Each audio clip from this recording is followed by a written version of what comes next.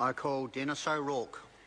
Mr Speaker, New Zealand First will support this bill, but in saying so, we do declare one significant reservation. So I guess that while we support the bill, we do stand somewhere between the National Party's position and those of the other side of the House. Primarily, it is the interests of democracy which should be the main consideration. And while one may understand the reasons why the commissioners were appointed, that's one thing.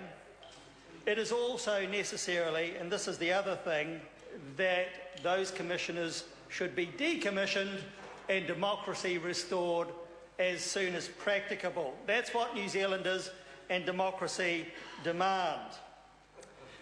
And there is a need for public support for governance at all levels, including regional councils.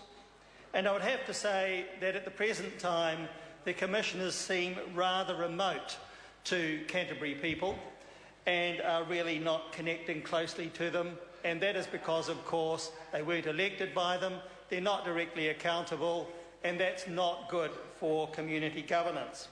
I would have to say, however, Mr Speaker, that there were grounds for appointing the commissioners, and I say that sadly.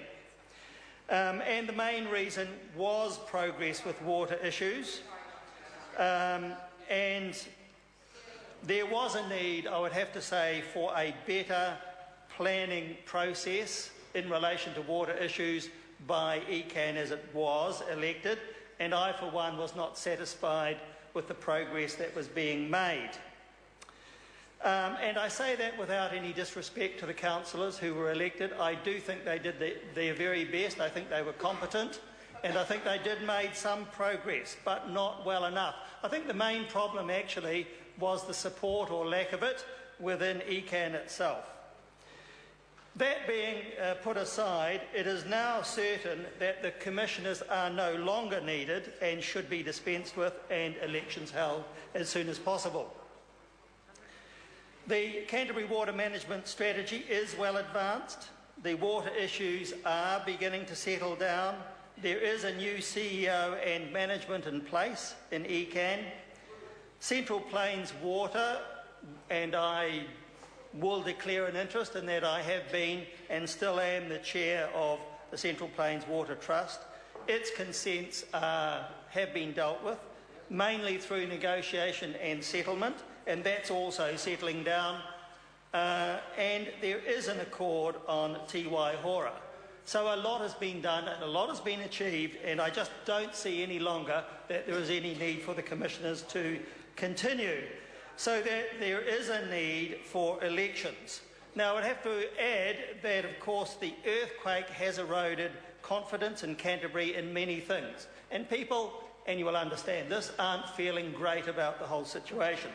There is a need to restore Christchurch not only physically, but also its communities and its democracy. And all those things really hang together. The real question, and this is the reservation for New Zealand First, is when and what. 2013 would appear on the surface to be too late.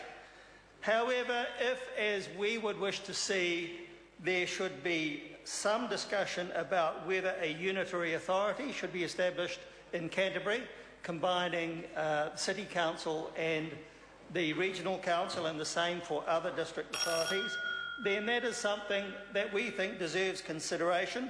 If people support it, then we will support them on that. If the people do not support it, following comprehensive consultation, then that's fine by us as well. Because as I said at the beginning, democracy is the primary consideration, and those options should be put before them. However, in circumstances where the government has taken no action whatsoever on these issues, despite calls to give it some thought, then we have no choice but to look at this bill as it is in the current circumstances. And in those circumstances, Mr Speaker, we must support it because, as I've said a couple of times already, democracy is the primary consideration and everything else is secondary, so New Zealand First will accordingly support the bill. I call the Honourable Leanne Dalzell. Mr Speaker, I rise also to support Environment Canterbury Democracy.